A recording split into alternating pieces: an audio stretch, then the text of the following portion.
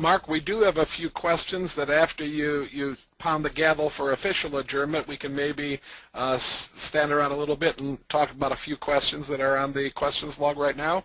Well, let's officially go to questions and answers then. What's on everybody's mind? We have a point from Debbie Thomas.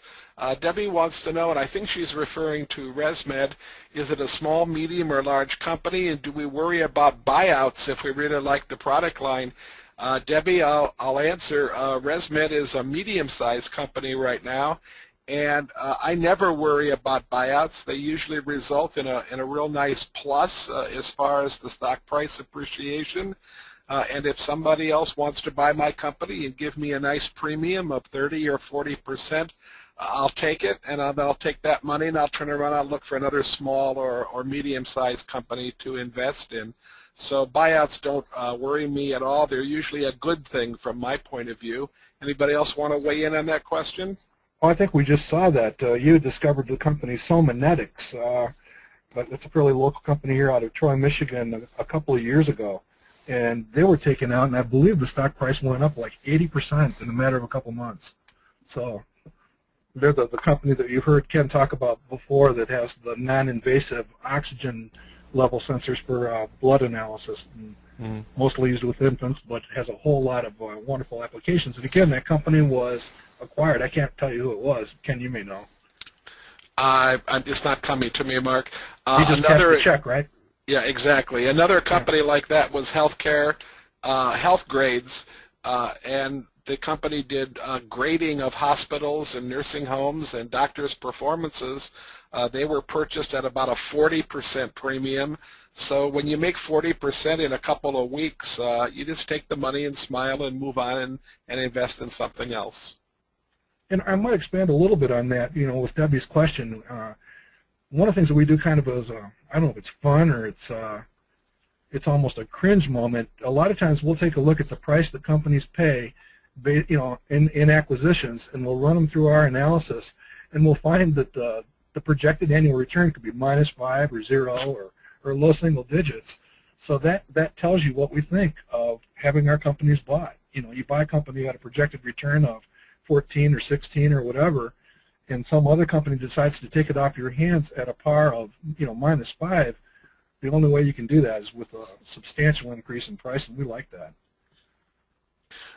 Cy, we have a question for you from Piero. He says that for Cisco, the current PE is 14, but your projection for future PE was around 17. What's that projection based on, and what is he looking at? What are you looking at to justify such a projection? Why wouldn't the future PE be something lower than 14? All right. Well, answering the last part of the question first, I guess, is that when a company is beaten up and basically no one likes it, that drives the PE ratio down. And so one of the things that I would be looking for is an increase in the PE ratio. Mark has termed that using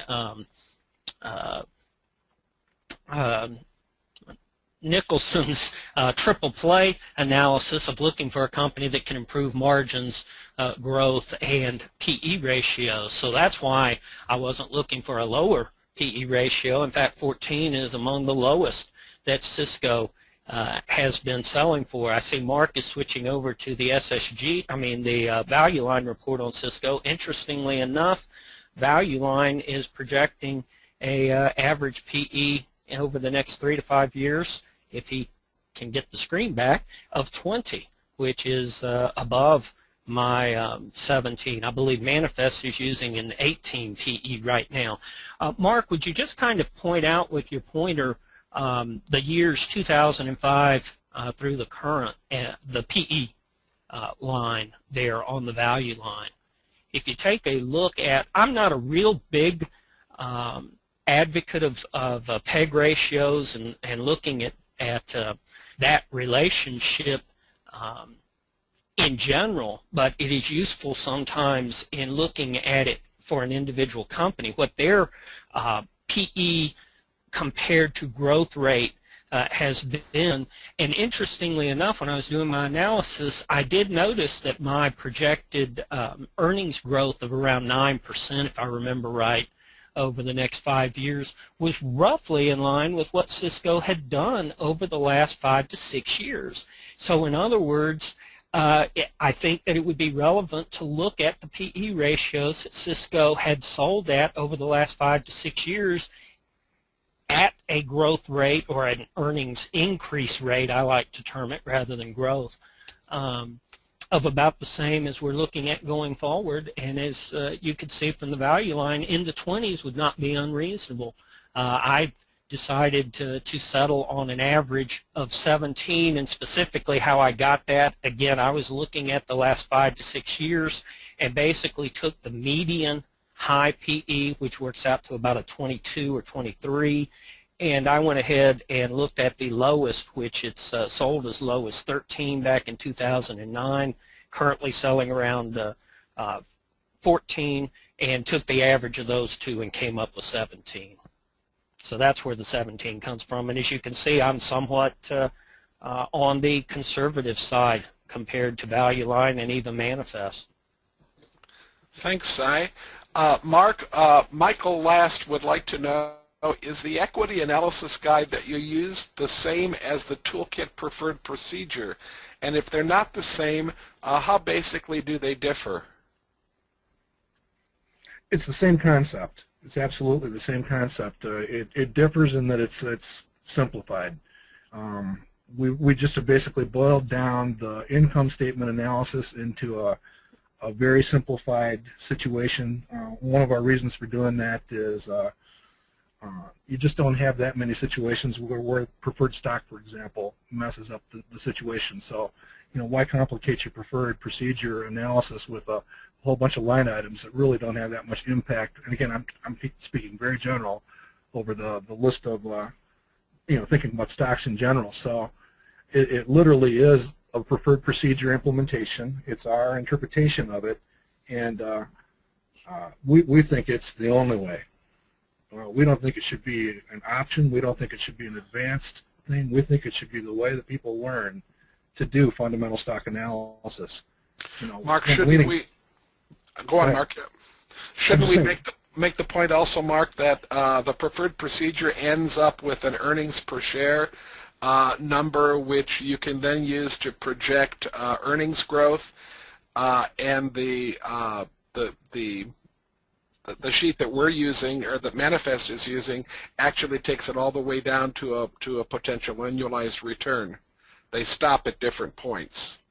Right. And it comes right back to, especially for people that have been doing it for a while, what Nicholson believed was you really should focus in on understanding, with a solid foundation, that top line and then that bottom line. In the way that we look at the world, again, as Si has done here, he's looking at Cisco systems. He's decided on a top line growth rate. Forget about the earnings growth rate. And if you've watched me do stock selection guides, I actually skip over that when I'm doing them. Focus in on this net margin. And this is where you would spend some time. You saw me do it with Hawkins. Focus in on understanding what is a real reasonable, if I can find Hawkins now, what is a real reasonable number for, thinking about the company, thinking about the challenges and opportunities that they face. So the preferred procedure focus you in on, like a laser beam, on top line growth, profitability, and generates, which Nicholson would say is the reason you do a stock selection guide, to form a 5-year earnings forecast, but doing it with an understanding of those two factors. Mark, we're getting a lot of questions. Can you direct people as to where they could get the form that you're using in a fill-in fashion so that they could use it themselves? Okay, there's a couple things you might want to look for. If you go to our Facebook page, let's see if I can get there. If you go to our Facebook page and you look for a session that we wrote on, it was Coca-Cola. It might be easier to do this way.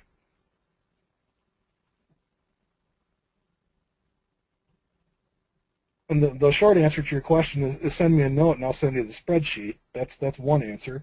The other is they're all over in our Manifest forum. What you see here, Dan Hornick has actually put together a guided tour of the equity analysis guide. So again, if you go to our forum, or if you want to send me an email, I'll send you back the spreadsheet. But this guided tour is, again, on the free public site that is Facebook.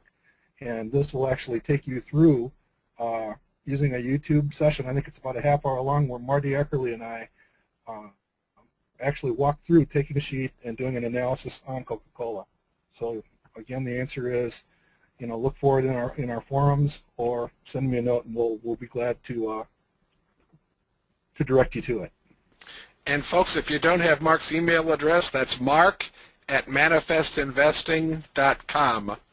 Just plain old mark@manifestinvesting, all one word, .com. Mark, Marilyn says that the Tower Group was mentioned last month and that it was going to be discussed today. Will that be on the agenda in the future, or are we confusing this event with one of the other events? Well, I don't remember if we mentioned Tower Group or not. That's not really how we've been proceeding here. So I suspect, I believe it was brought up at a Challenge Club meeting within the last few months. I'd have to go back and look, Marilyn. I don't remember, but if you want to see us talk about any company, again, just use the Manifest Stock Forum and bring the question there. Do you remember, Cy, anything? I believe perhaps what she's thinking about, my arm was twisted. Last month I did the big picture, so I didn't have a stock pick, and I think in response to a question, my arm was twisted. What would be my pick if I had made one? And I believe I did mention Tower Group. Okay. As my last month's selection that I didn't have, kind of like Q was quadrupling down on CSCO this month when he didn't have a pick. I think that was the mention of Tower Group. Yeah, Mark, Ann Manning is reinforcing that Cy did mention Tower Group last month, yes. Okay, and it's you can see by the quick look at the company that it's a candidate for landing up in our field of vision anytime. I know that it's a company that's been selected for some of our panel sessions for Let's Talk Stocks and that sort of thing. So it's not too far from our field of vision right now. Mark, John Kimmel is sympathizing with you in your in the Challenge Club's rejection of your Walgreens purchase a couple of months, and he's reminding you that the first time he came to Challenge Club, he mentioned for purchase AMAT and was resoundingly defeated also. Okay, so he feels your pain, okay? Okay. And Cy, Norm Chemnitzer would like to know if you know anything about how CSCO is going to be dealing with cloud computing. Will that help CSCO in the long run, or will it hurt it?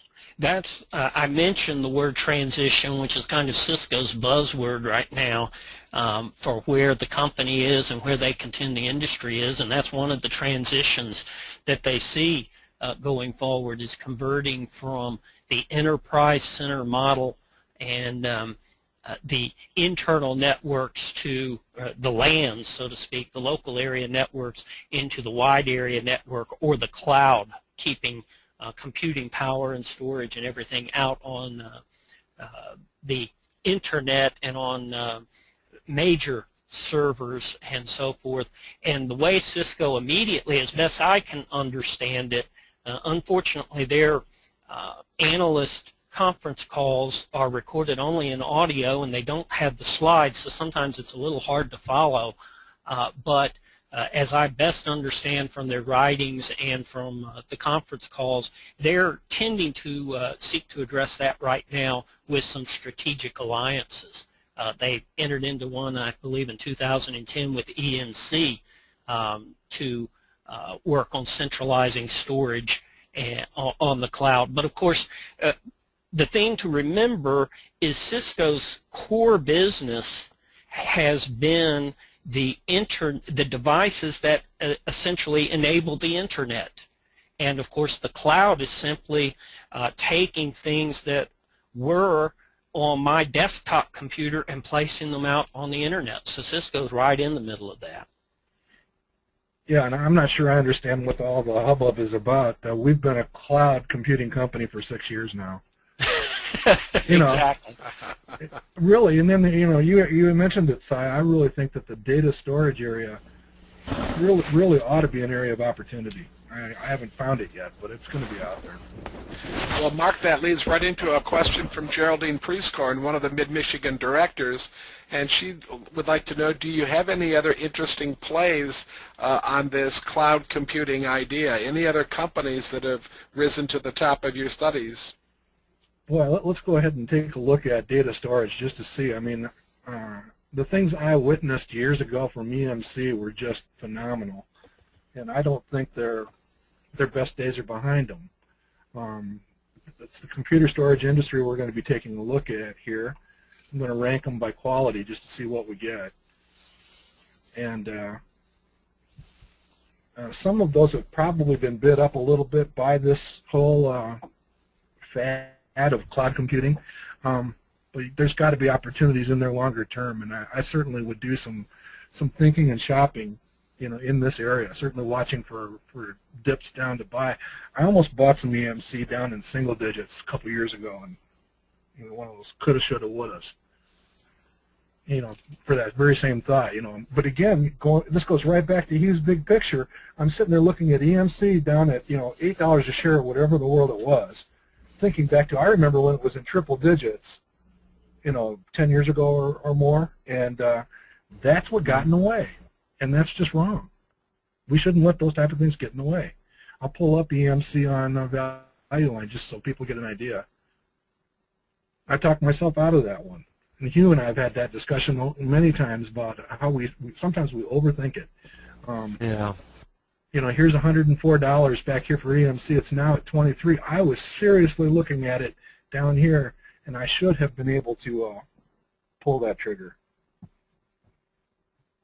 So that's probably the place to start, and then search outward for people who are doing innovative things. We have a couple people in our community that are pointing out to companies like Sigma Designs and a few others that if they make hardware or software related to this field of opportunity, it might be very rewarding to look for a second-tier player that has very high-quality attributes, if not these guys, at some point when the price is right. Mark, we're getting some gentle nudging. Are you willing to put a date out there for the new relaunch of the new things on the Manifest website?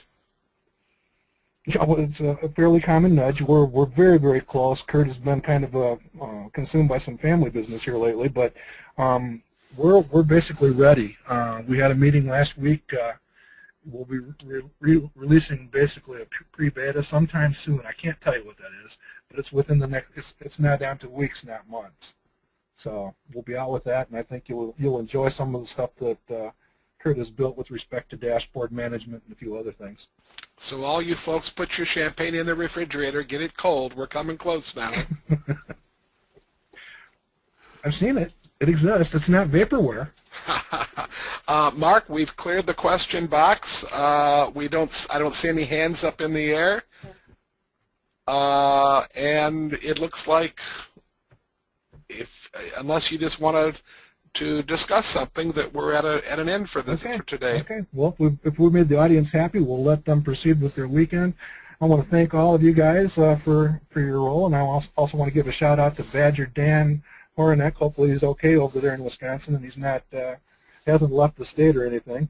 But Dan helps us out by posting these on Facebook, and we really appreciate it, Dan. Thanks. And again, thanks, Ken, Si, and you. We appreciate Mark, it. We are getting a question from Dick Vogel. When is the next roundtable, and do you want to announce that date, or do you want to wait? Well, you can pencil it in, because we have two of our counterparts here that we haven't talked to about it, but we're talking about doing a special Sunday night edition. It would be March 27th, I believe, Ken, is what we talked about. That's exactly right, Mark. And we're talking about 8 p.m. as the proposed start time. So you can pencil it in and watch for an announcement. But roughly 1 month from now, March 27th on a Sunday evening, and we kind of like Sunday evening as an alternative. First of all, Ken and I are both going to be busy with this conference that's on the screen right here, but Sunday night is a time that many of you have identified as a time when you like to just kind of sit down and scratch your heads about your world of investing, and maybe it's time to have a Sunday night session. Yes, Dick, you did get the time correct, 8 p.m. Eastern Standard Time. We're also getting a question from Dick Moore. Will this session be available for rebroadcast? And again, providing we got a good recording, and there's nothing to make me think that we did not get a good recording this time, Dan should have these ready to go, and they'll be posted on the Manifest Investing Facebook page, and we're also posting them on the Manifest Investing website. And if anybody's having any trouble accessing either one of those things, again, drop Mark a line, and he'll help point you right exactly to where the recordings are if you want to listen to them. And that clears us up again, Mark. All right. Well, again, thanks, everybody. I'm going to hug my statues and get to work on next year's entries. I'm waiting. I'm looking in the mail for mine to come here now, Mark. So. All right. Well, I'll send it up. I'll email it to you. Okay. All right. All right. Bye-bye, guys. So long. Bye.